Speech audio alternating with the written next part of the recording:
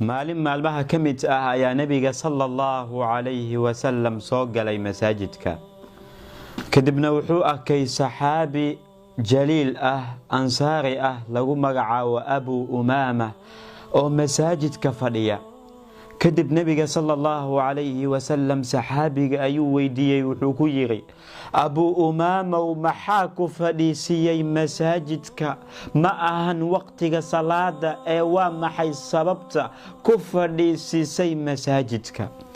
saxaabiga jaliilka ah Abu Umaama wuxuu ku jawaabay: rasuulka Ilaahayow, murug ayaa itaabtay, deynta ayaa igu batay rasuulka Ilaahayow. nabiga sallallahu alayhi wasallam wuxuu ku yiri: miyaan ku baraa duco haddaad aqrisid aad dhahdid Ilaahay subxaanahu wa tacaala murugta kaa feedayo, deyntana kaa gudayo? saxaabiga wuxuu yiri: haa rasuulka Ilaahayow.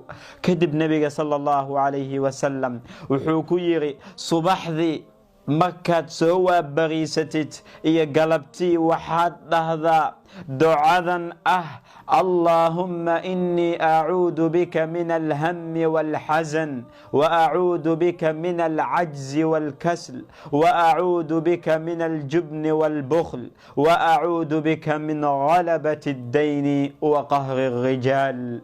ducadaas ayaa nabiga sallallahu alayhi wasallam uu baray.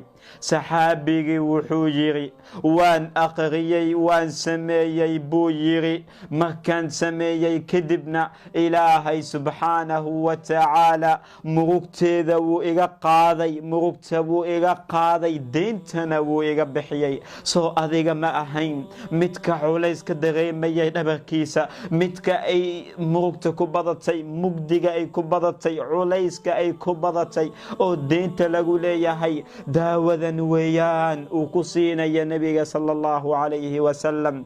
ku dadaal aqri adigoo yaqiinsan, qalbiga ka yaqiinsan in Ilaahay subxaanahu wa tacaala uu kaa aqbalayo. wallaahi albaab walba hadduu kaa xirmo waxaa jirta hal albaab oo maana la xiraynin, waa albaabka Ilaahay subxaanahu wa tacaala. haddaba ku dadaal ducadan si Ilaahay subxaanahu wa tacaala uu murugta kaa qaado, deyntana kaa fududeeyo. maxaad sugaysaa? siina faafi, u bishaareey walaalkaaga si asigana u faa'iidaysto. aad iyo aad baad ugu mahadsan tahay. assalaamu calaykum waraxmatullaahi wabarakaatu.